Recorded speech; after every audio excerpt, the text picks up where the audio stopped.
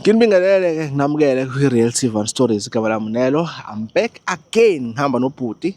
Nginithulela isigqoko nje nginihloniphe nginibingelele Nkosi yami. Ngisifake futhi. Okay, into ebalulekileyo ngenza wethu ukuthi nijoyine izibet ni-create ama-account enu. Bese niqeda ukujoyina ni-deposit phela. Yes, bazonikeza i-free account, i-free voucher.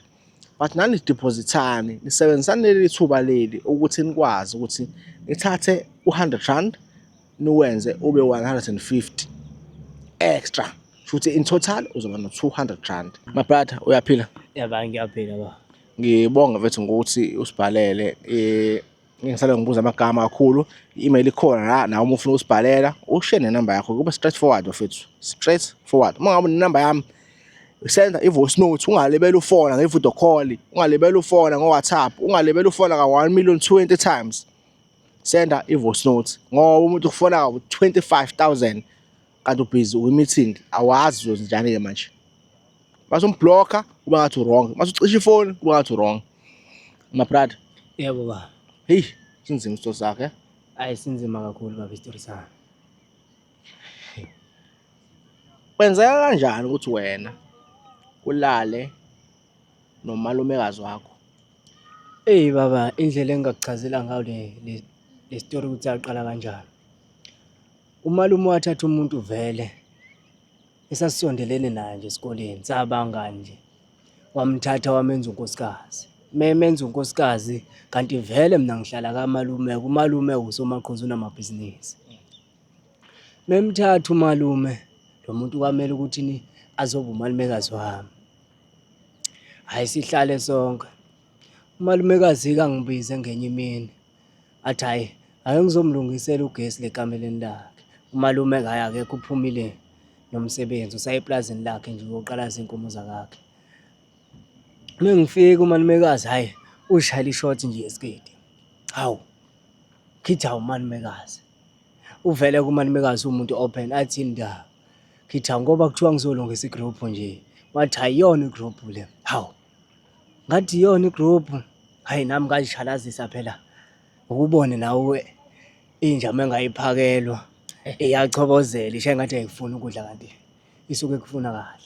Hayi umalumekazi asondeleke kumina. Hayi nami phela ngumuntu wesilisa. Ayiqala ivuke imizwa. Hayi sijibana embhedeni nayo umalumekazi. Hayi kuba into nje eyenzakalayo nje. Umalumekazi sesiyobantu abanayo nje ukuthi menga umalume engekho sikwazi ukuthi sibe ndawonye. Umalume engekho sikwazi ukuthi sibe ndawonye. Ngoba umalumekazi lo mdala wayesenomuzi wakhe mina ngihlala nomalumekazi omncane. Oh, shuthi kahle kahle umalume unesithembu. Ya umalume unesithembu, umuntu nje onesithembu. Uyazi na ukuthi umuntu onemali uyathanda ukuthi ayidlalise imali. Lale kungafanele khona. Ngiyafisa umuntu osesithenjini, kakhulukazi abesifazane, bake bangichazele noma bavele basebenzise inamba yami noma i-email address yami. Ngiyafisa uku-understand le part le ukuthi ngabe indaba yenkonzo bayanela yini esithenjini, yabo. Ngiyafisa ukuyazi ngoba angazi noma mhlawumbe le inomthelela yini lapho. Siqhubeka-ke isitori nomalumekazi. Lapho-ke asifaki i-protection nawo umalumekazi. Okay. Umalumekazi akanayo ingane. Umuntu nje. Mina ngokubona kwami kwakuwumuntu umalume azichithela ngaye isizungu. Azifikela kuyena menganje enesizungu. Hayi mengisayifaki i-protection. Umalumekazi kudlula izinyanga nje. Umalumekazi angitshela ukuthi uzithwele. Ngithawu. Uzithwele. Athi yebo. Kanti sebenesikhathi bagcina ukuthi baye kwinkonzo yasebusuku nomkhwenyana wakhe. Hayi nami ngiqale ngishaqeke ikhanda.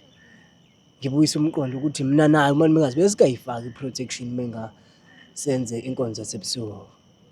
Eish asho umalumekazi athi sizoyenza njani lento? Hayi nami ngivukula ngithi sonza kanjani lento ngoba uyazi ukuthi ingodo sokamalume. Hayi athi ingane kodwa yakhe akuyona yamalumakho. Nami ngiluma ikhanda bonakala ukuthi kuyalina le. Hayi zihamba inyanga. Abelethe umalumekazi. Nake naye hayi asabhekani ke baleni. Asabhekani siyahlala nje kodwa asisabhekani ngoba uma esho ukuthi sibangani malume uzothola ukuthi isitori sikanjani. Sobabili sisivalele esifubeni. Ayizihambe inyanga beletha. Alimebeletha umalume wazi ukuthi ingane yakhe ujabulile futhi. Hayi ingane igule. Kumphoqeleka ukuthi ahambe inyanga umalume nomalumekazi. Alime ihamba inyanga ingane nje igule kuthiwe kufuneka ubaba wayo. Inkinga yaqala lapho-ke inkinga. Kufuneka ubaba wayo. Baqale bagejane nomalumekazi womalume. Ngithulile nje mina ngihleli ngumuntu nje ongazi lutho. Umalumekazi-ke kumele achaze ukuthi ubani ubaba wengane ngoba umalume uyamtshela ukuthi udinga ukwazi ubaba wengane. Yena mehamba naye inyanga kuthiwa kuyona ingane yakhe. Hayi mina vele ngisebenzisa isibongo sabo umalume. Baye kwi-DNA test bathole nangempela ukuthi ingane akuyona yakhe. Asho ukumgxosha umalume. Memgxosha nami ngibe nokodwa ukuthi lo muntu phela ngiyalazi mina iqiniso. Memgxosha kufanele ngiconfess ukuthi yabo ingane yami akusiyona umuntu wangaphandle. So wena njengoba ufika la ekhaya ufuna sikusize thina ngokuthi utshele umalume iqiniso. Yebo ngoba lo muntu usewumuntu ufana nomndeni wami ngoba usethwele ingane yami. But awuzifaka ezicathweni zamalume umshanakho ekutshele ukuthi yena umethisa umalumekazi wakhe. Ungathini kuwena? Kunganzima nakumina ukuthi ngizwe into ezikanjalo ngoba ngabe umuntu engimethembayo umshanami futhi umuntu engimenzela yonke into. Futhi ungadinga kami. Kungenzeka ngichithe igazi ngalento eyenzakalile. futhi nawe uready uthi umalume akuchithe igazi. Kuye kuthiwa indoda iphilisa izinqumo zayo. Nami umalume mengase ephilisa isinqumo sakhe kodwa ukuthi angibulala hayi angikho ready kodwa-ke indoda nendoda iphilisa izinqumo zayo. Okay, njengamanje njengoba sikhuluma uphi umalumekazi wakho?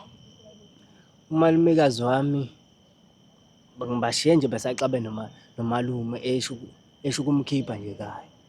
Leya nto ehlala. Futhi umalume uduba ikhaya wahamba waya kumakoti wakhe omunye omdala ngenxa yokuthi kunenkinga ekhaya. Yebo. But yena akasamfuni ekhaya.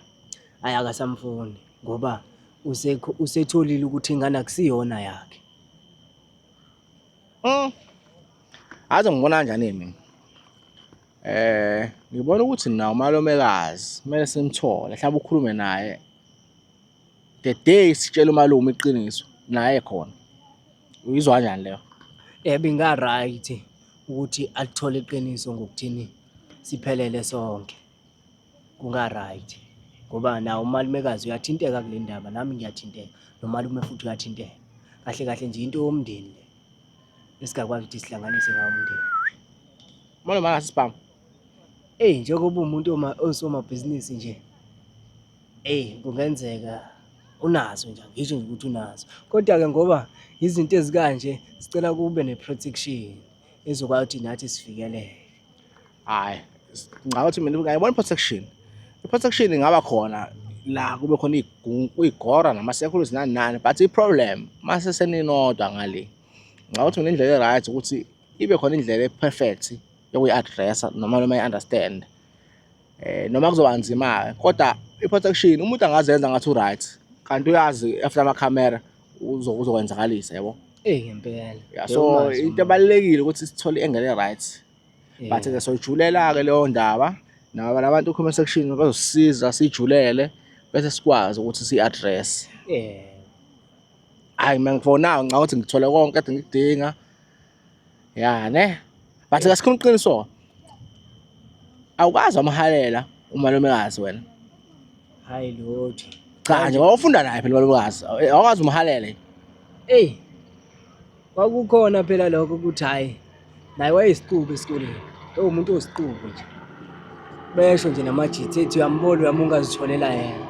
Ngabe wena elisekile empilweni. So uthe mase naye sekuvezela amathuba ukuthi umthole wabona ukuthi hayi ngizakhala manje. Ngabona ukuthi ugabisele iChina ngekarakati. umalumekazi ngabona nje ukuthi hhayi uchomele inja ngethamba. Hhayi, senihleli-ke nomabili-ke senenza iy'nkonzo zenu zasemakamareni. Uthini yena mhlambe? Why enikeza wena umshana wena? Ngoba Eyi, uyakuthanda ngoba nahle umalume akamnikezi kahle ngoba kwenzakalani? uyasho nje ukuthi nami ngangile ngigudla iguma nje ezitshela ukuthi ngizakwazi ukuthi ngikhulume, ngagcina ngingakwazanga ukuthi ngikhulume. Yena wayesethola ithuba lokuthi ahlale nami ukuze akwazi ukuthi a-confess ukuthi uzizwa kanjani Kanti ngami. umalume akamnikezi kahle. Eyi, ngeke ngazi-ke lapho ngoba Akasho lokho. akasho ngalapho, yena nje ungitshela ukuthi mina kade adinga ukuthi aphilisane nami ukuthi ngingenza kanjani. Wayengazi ngoba yena uwumuntu wesifazane lo kuthiwa akakwazi ukuthi kube uyena otshela umuntu wesilisa ukuthi uyamthanda. Ukhule kanjalo nje. Hhayi cha, ngiyawuzwa mfethu, cha, siyabonga kakhulu ngesikhathi sakho. Angithi nje till next time, stay blessed.